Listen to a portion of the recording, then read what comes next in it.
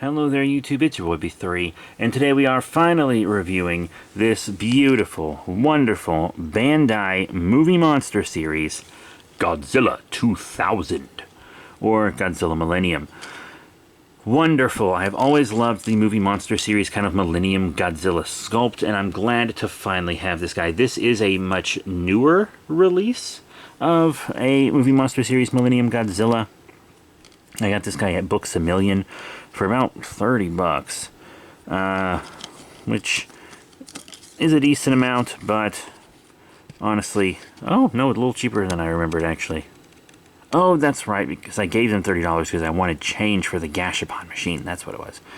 Yeah, but you see, you have the very cool Millennium Godzilla, and I love that these are being distributed in the US now. That really is amazing. And Godzilla 2000 is a film that I think is actually pretty underrated. I really like this one, like a lot. It's one of my favorites, probably.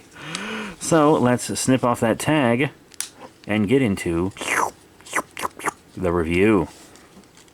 Yeah, so Godzilla 2000. Very cool. I've always loved the big purple scales, the big almost crystalline scales of this Godzilla. I always thought they were really interesting. You can see they've kind of filled in a lot of gaps and stuff. That doesn't really bother me. He's pretty cool. A little more paint here would be nice, but he actually does have some paint variants on the chest. You see there's almost a little green there. Pretty cool. The nails are spray painted, but that doesn't bother me one bit. I never really was a stickler for that. Individually painted teeth, though. Not individually sculpted, but individually painted. Pretty cool. You can see his ears. I always liked the necks on Millennium Godzillas. The Millennium era Godzillas always had cool necks. A lot of great little details in this guy. That's my cat running up the stairs. A lot of great little details in this guy. Articulation-wise, you know, the arms rotate around like this. I do wish the nails were painted more on the underside. That would be nice. Doesn't matter so much here, but I would like it there. Full detail there, though. Anyway, arms rotate, and the legs have a lot of good forward and back. Nothing on the head. The tail? What could it be? Nothing. Feels like there should be something on the tail. There is, like it was just glued in there. That should have been articulation, right? I don't see any reason why it wouldn't be. Just cost cutting, I guess. Too bad. Anyway, now let's get into size comparisons. I do want to compare him with a couple other lines and whatnot. First up, we have to compare him with his own line. So here he is with the movie monster series Gigan Rex. Pretty cool, really enjoyable. Now let's move Rex away and do another line. Here is the Bandai Creations, aka Bandai America, Final Wars Godzilla, or Godzilla 2004. So beginning of the Millennium series and end of the Millennium series together. Very nice. Next up, how about a NECA Godzilla? I actually really love my NECA Godzillas still. I know that Haya has basically replaced them in our memories, but here is the NECA 2019 Godzilla that I'm a big fan of. Very cool. That's a very fun scaling. Now how about a dinosaur? Here he is with a previous review. This is basically a movie monster series line, but for dinosaurs. It is the HappyNet Carnotaurus. Really cool, really fun. Man, my cat is going buck wild. It's midnight, by the way. It is midnight, and she's going crazy right now. Now, how about an Ultra Kaiju? We all love Ultra Kaiju, don't we, folks? Here he is with the Ultra Monster 500 Zeragus.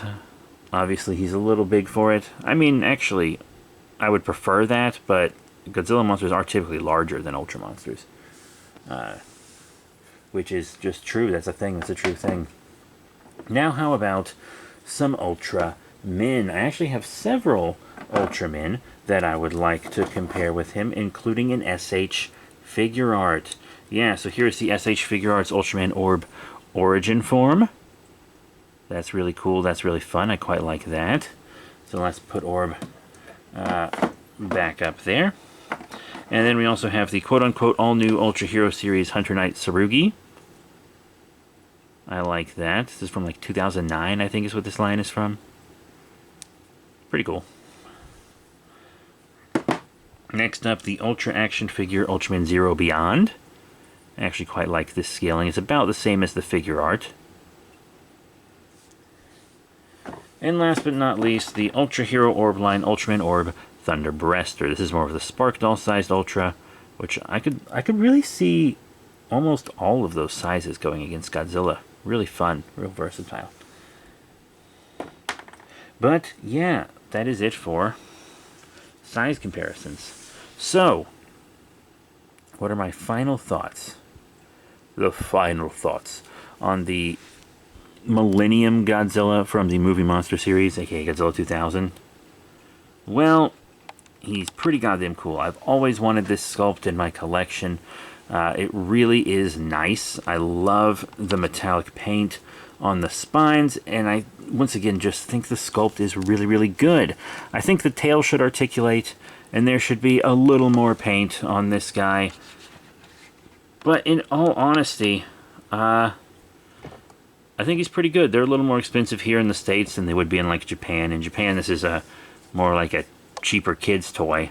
But I still think it holds up both as a kid's toy and as an adult collectible. I really do. At the time of recording this, the Haya isn't out yet. Will I be getting it? I don't know. I've been considering posting a poll recently asking if you guys want me to do more figure reviews but for cheaper figures, or less figure reviews but for more expensive figures.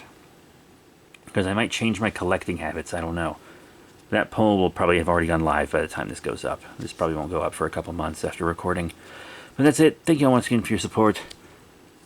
Thank you all very, very much. Please remember to rate, comment, subscribe. Check out all the cool links in the description below. Facebook, Twitter, etc. And I'll see you all next time. Bye for now.